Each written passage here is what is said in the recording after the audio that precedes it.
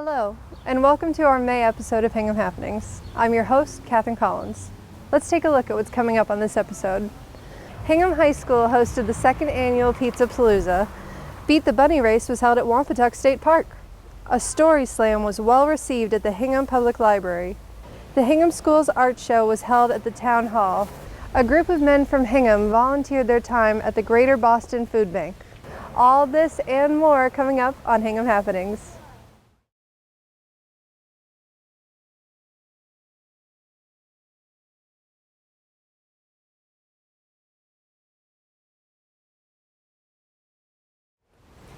The second annual Pizza Palooza was held recently at Hingham High School.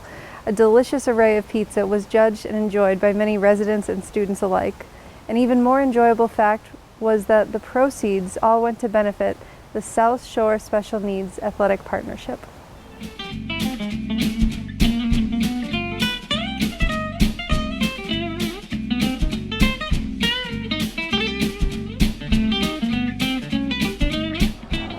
So this is our second annual Pizza Palooza, which benefits our South Shore SNAP, which are Special Needs Athletic Partnership.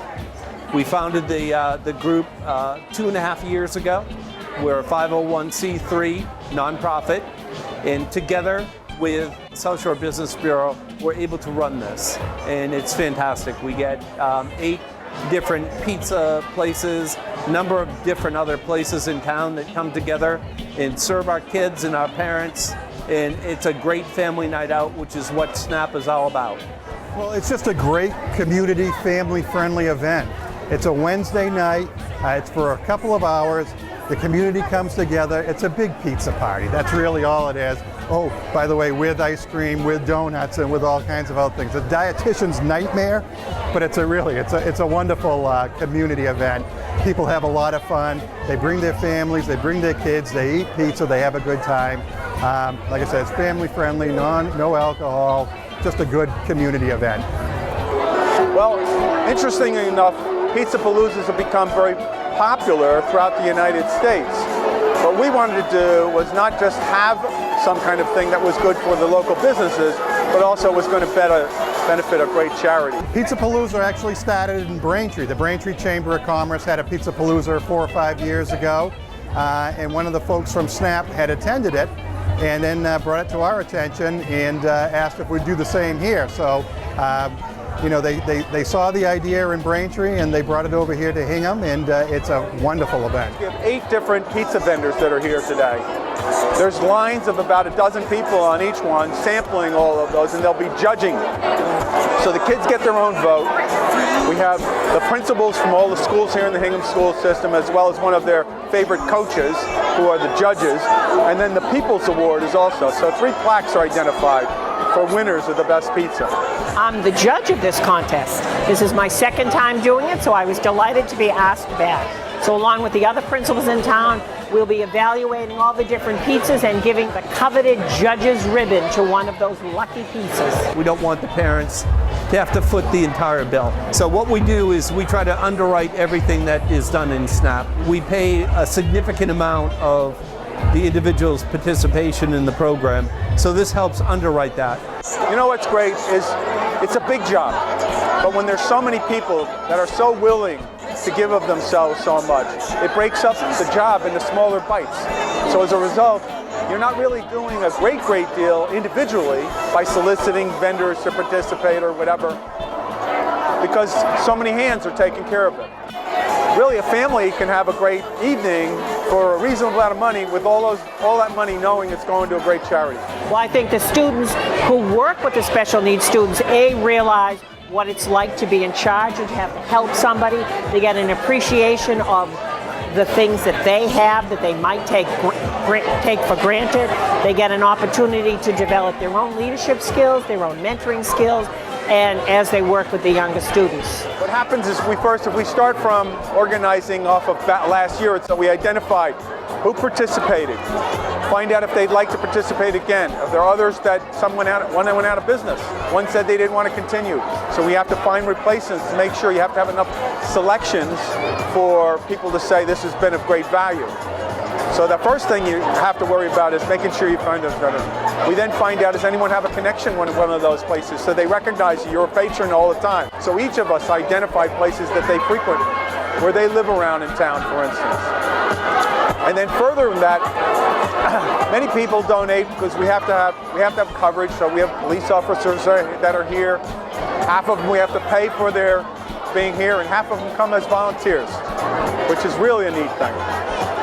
The more volunteers that you have, the less money that's not deducted can go straight to the charity. I've learned how a community can come together to support a cause, to realize that we have to, as a community, be responsible for every member of that community, and this is a program that does that. I hope they're having a fun evening, and what I've heard from a lot of the women already is they're really happy that they're not cleaning plates tonight.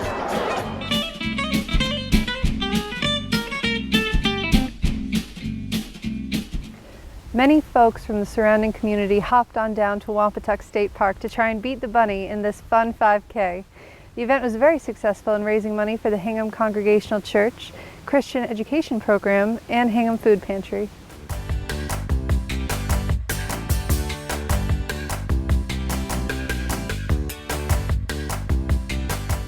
Today we are having the first annual HCC Beat the Bunny race, and it's specifically supporting scholarships for Christian education at our church, but also we're giving a cut of the proceeds to the Hingham Food Pantry. I'm dressed like a bunny because in our Beat the Bunny race, we are giving people the excellent opportunity to try to race against me, the bunny rabbit, in both the fun run and the 5K. So the first run is a fun run and walk, specifically for sort of families to sign up, and I'll get a little bit of a head start as the bunny rabbit at the starting line, and then sort of take off, and then when the coordinator says races to your mark, they'll try to catch the bunny rabbit. They may walk, they may run if they're little kids. And then the same thing will happen in the 5K. I'll still get a head start as the bunny, and then people will try to race against me. We organized a road race called Beat the Bunny. It was through our church, Hingham Congregational Church, and we had about 70 runners, either running a 1 mile or a 5K, and it was just a great day. I'm a member of the church, and about 3 months ago, I was asked about trying to help coordinate a race, and Sarah contacted me, and we came together over the last couple of weeks. We set a date, and then we went through the USATF to see if we could get insurance and use a sanctioned course. And then from there, we contacted the DCR, and were able to reserve Wampatuck. And then basically from there, we contacted 3C Productions, and there were our timers today. And just basically from there, we advertise. And then once you advertise and people start registering, you just show up for the race and you have people run.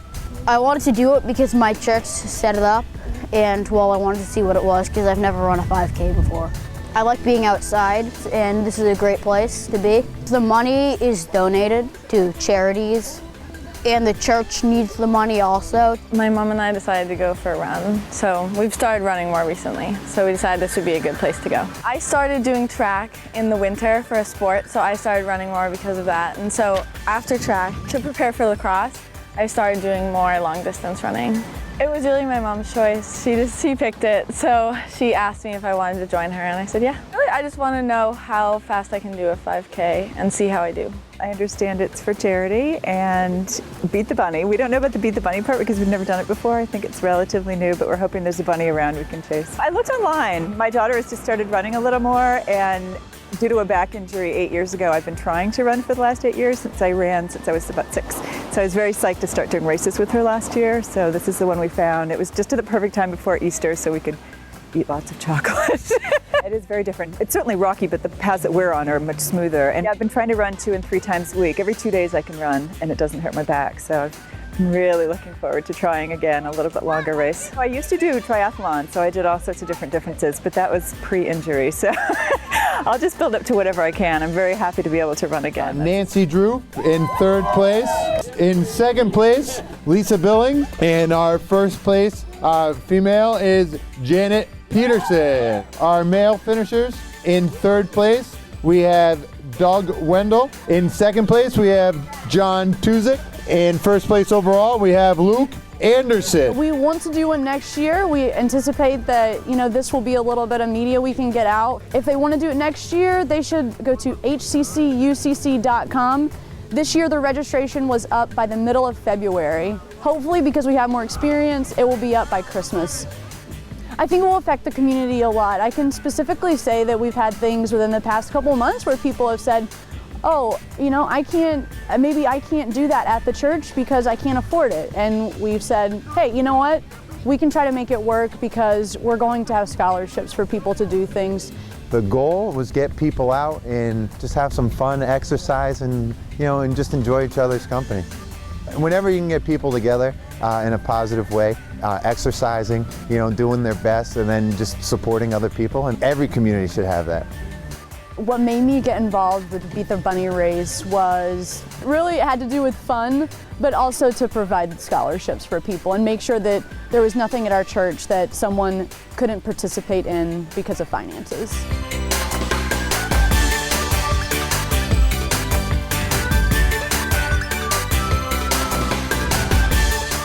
What is a story slam? Well, modeled after poetry slams, story slams invite storytellers to tell poignant, heartbreaking, often funny stories in less than 5 minutes. The Hingham Public Library recently hosted one, and it was a tremendous success.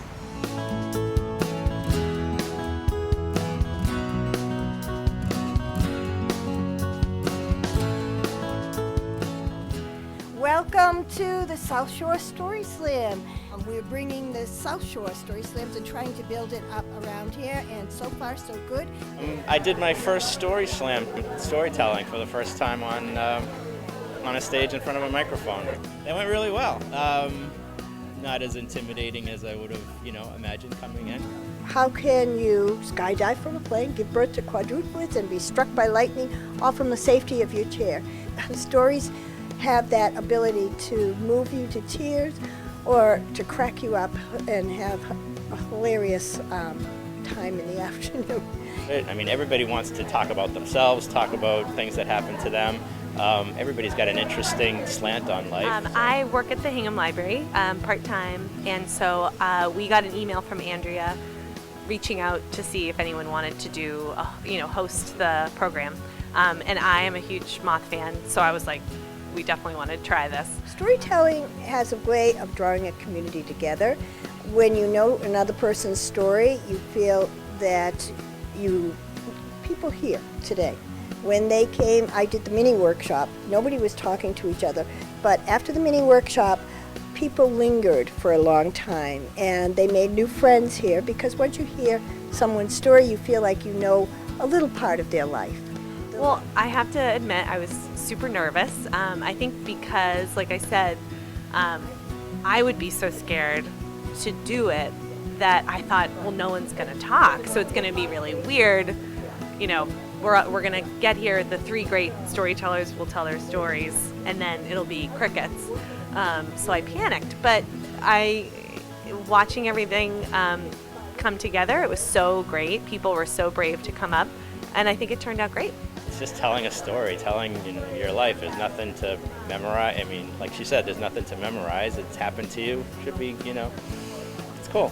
It's something that is very natural to the brain. They did a test with MRI, and they had a storyteller hooked up to an MRI and a listener hooked up to an MRI.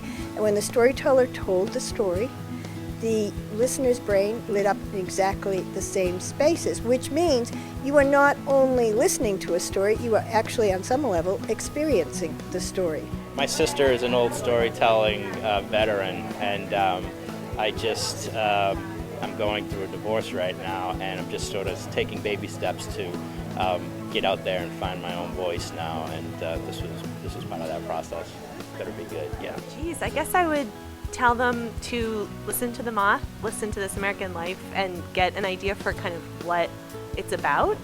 Get an idea for, the arc of a story, how to keep it kind of tight, how to surprise people here and there, how to get a laugh, or stuff like that. So familiarize yourself with the vibe of it, and then and then just get brave and write some notes down, maybe write an outline, and just go for it.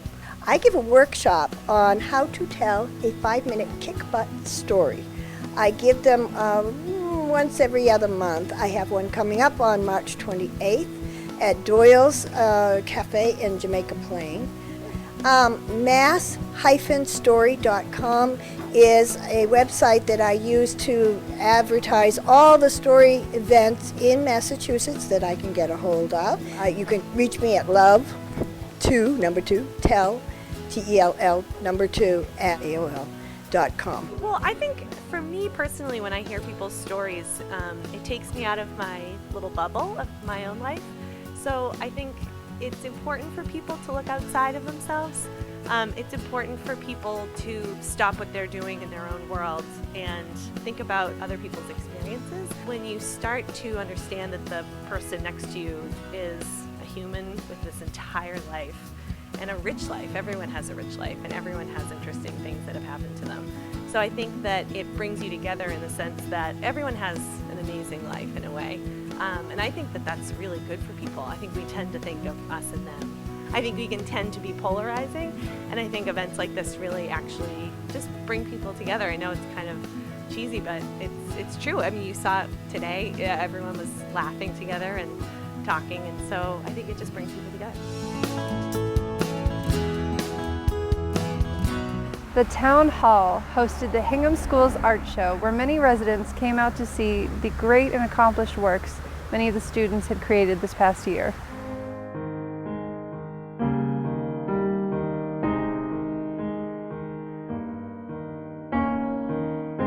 Tonight we have the art reception where all of our students are hopefully coming in to see their artwork on display, and having a little scavenger hunt for them to get to look at the other work besides just their own school's work is something a little different we're doing this year. Each school had a few questions. So how many trees do you see in this painting? Or one of the questions was what animal print is a color wheel made out of? Just to get the kids to look at more artwork and be exposed to as much as they possibly can. This is the second year here at the Town Hall. We thought we'd try it because it always used to be that we'd put up the show at the high school. Parents and family would come in and then we'd take it down that same night. And I really like having it up like this because I think, well, for instance, there's some families that can't even make it tonight. And I think it's nice for the people of Hingham to be able, they come and pay their bills or they come and see the building department and they can just kind of mosey through and see what their tax dollars are doing, what we're teaching in the schools. I think it's really great to show everyone like the kind of art projects that we're doing because Hingham's a very academic-based town. A lot of families move to Hingham for the education system. And it's really great to show that we have an excellent art program here. We have great teachers in all different kind of arts classes. And like this shows that it starts out like very little and they're high school students clearly who still love it so much.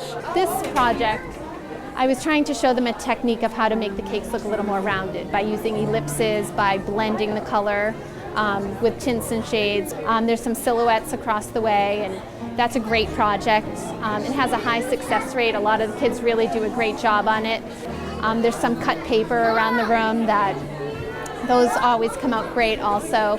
Teach a little bit about perspective and background, middle ground, foreground, how to just cutting techniques and gluing techniques, and craftsmanship is really important. First, the students design, they come up with an armature. They've been looking at slides of ancient Chinese guardian figures, which have these amazing expressions. They make those expressions and they recreate their own Chinese guardian. And we're working with stylization, which has to do with repeating elements in a non-natural way. So no natural bed hair, but simplified curls, fierce expressions. And then they have to paint them when they're done. They're using texture, so many elements and principles of art and design tied into art history. They have a great time. So the donut was like, I was obsessed when I first did it, so I made like 3 of them. They're really fun to throw, so I don't really know how to describe it really, but it's fun. And then my teapot I actually threw in 2 different pieces because my bottom kind of goes like this and then the top comes down and it meets there. So that was really fun because I usually only throw in one thing. So throwing in 2 pieces, it's a lot of, like, it was really nerve-wracking almost because I was like, I don't know if it's gonna match up or if it'll like smush or anything.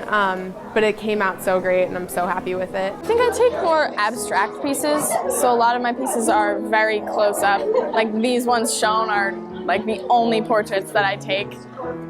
But they're really just close-up things, like you can't really tell what it is. And I like to play with the colors of them a lot because I like the vibrant colors, so I like to like morph the colors in Photoshop and stuff like that. You know, in this day and age, I think a lot of focus has been given to testing and measurable qualities, and I think art is still one of those things that kids are encouraged to be creative and inventive and really kind of, there's not one right answer. You know, they really have to come up with ideas, follow those ideas through, and they can really be rewarded for thinking outside the box. I think it lets people just express themselves in a way that you sometimes can't otherwise. So I think it like gives people an outlet that they might not have otherwise. Like some people like to write, that's a form of artwork, drawing, painting, taking photography, anything, and it allows you to just let go and just do whatever you want to do and what you think looks right. It doesn't matter what someone else thinks about it. First, I want to thank the Hingham Education Foundation because they were amazing funding my grant, 21st Century School Tools in Art. We have third grade, some of the fourth graders are animating, and the fifth graders. And you can go see that at the fosterart.weebly.com website. This like art class that I'm taking is the best part of my day always. I absolutely love it. I have the best job in the world, that's all.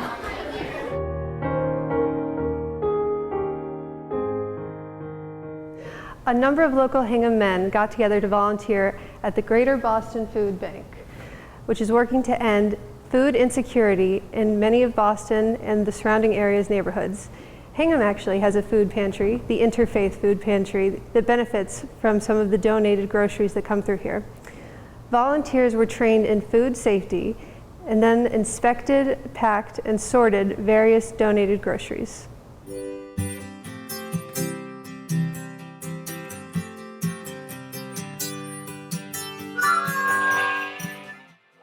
I've been at Hingham for 29 years, and over the last 5 or 6 years, I've been a regular volunteer at the Hingham Interfaith Food Pantry. Really enjoy it, doing it, working with the folks there, making an impact. My youngest daughter, Colby, who's a senior in high school, said, "Dad, I'm going to go in and volunteer at the Greater Boston Food Bank." I said, "I'll go in with you." I was amazed about this place. So I've been back, I think this is my 6th time. And a couple of months ago, I asked, "Can I put a group together and come in?" And they said, "Absolutely." So Tony Viola and I got together. We had this big email list of fellows that live in Hingham that like to volunteer. We put together, we have 36 guys from Hingham in here tonight. And it wasn't a tough sell. We actually ended up having a wait list of guys. And a lot of them realized the impact this place makes, particularly when I told them that they bring food, some of the food that the Hingham Interfaith Food Pantry distributes comes from here. So it was great getting all these folks here. I think it's great. It's one of the nicest things that we do. We try to set an example, and we do so not only here at the Greater Boston Food Bank, but we also do it at the Hingham Interfaith Food Pantry. We'd like to see our kids visualize or witness the kind of volunteer effort that's needed to make sure the community can survive. So it's just so important. Set the example, and they'll follow. It makes it a lot easier for the next generation. I got an email from a neighbor and a friend who suggested that some of us come in and volunteer to help out at the food bank. His email listed maybe 50 names from all different areas and mostly from Hingham. We've got a crew of 20, 30 guys from Hingham, all the guys that used to coach football and hockey and Little League for years, and we've been volunteering and helping the food pantry get some stuff in order. We're just checking boxes to make sure that what's supposed to be in the box is in the box, and if it's not, we're moving it to another table, marking the boxes for today's date to show that everything is in order. The thing that I was amazed about was the impact this place makes. They opened in 2008. Their goal was to distribute 50 million pounds of food before 2018. In 10 years, well, they hit that in 5 years. And they've got 550 agencies they distribute to.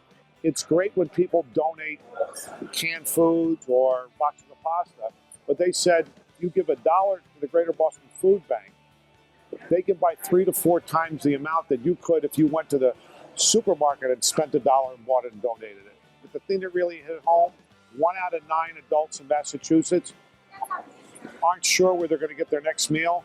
1 out of 5 kids don't know where their next meal's coming from. So this place's goal is to help with that, and I just figured getting a lot of these guys coming in, being exposed to it, and we have a fun time doing it. What's better than having fun and making an impact? Since folks in Hingham are watching this, don't forget the Hingham Interfaith Food Pantry, and on Saturday, May 14th, the postal carriers will do their National Food Pantry Donation Day. So on that Saturday, if you leave canned goods, pasta, whatever, at your mailbox, your letter carrier will pick it up. We've got volunteers coming in to sort it all, like we're doing here tonight. And then I got a group of high school volunteers. We're going to truck it back over to the food pantry several weeks later. I think it's nice to give back as much as you can. Our family's always volunteered. My sons have volunteered, and for all different organizations, homeless and what have you. So I think it's a great cause. I'm happy to be a part of this, and I think that the group is a good group that's here. From the people that I know, they have good hearts, and they're a good crew to have working here. We call it Hingham Men's Night at the Greater Boston Food Bank. Great community effort, and it's just great being with all these guys tonight. They're friends, they're neighbors, they're fellow coaches, they're fellow workers. Everybody looks at Hingham as being this great, wealthy town and all that. And Susan Kiernan, who runs the food pantry, tells us that at Thanksgiving time, Christmas time, and at Easter, we're serving 175 families from Hingham, in Hingham. I tell guys that, and they're jumping at the chances to volunteer. Then when I tell the kids that I get the junior high school and the high school kids, hey, I need help over the food pantry, and I tell them that, they're stunned too. So it makes an impact on them. Be thankful for what you got, but volunteer once in a while.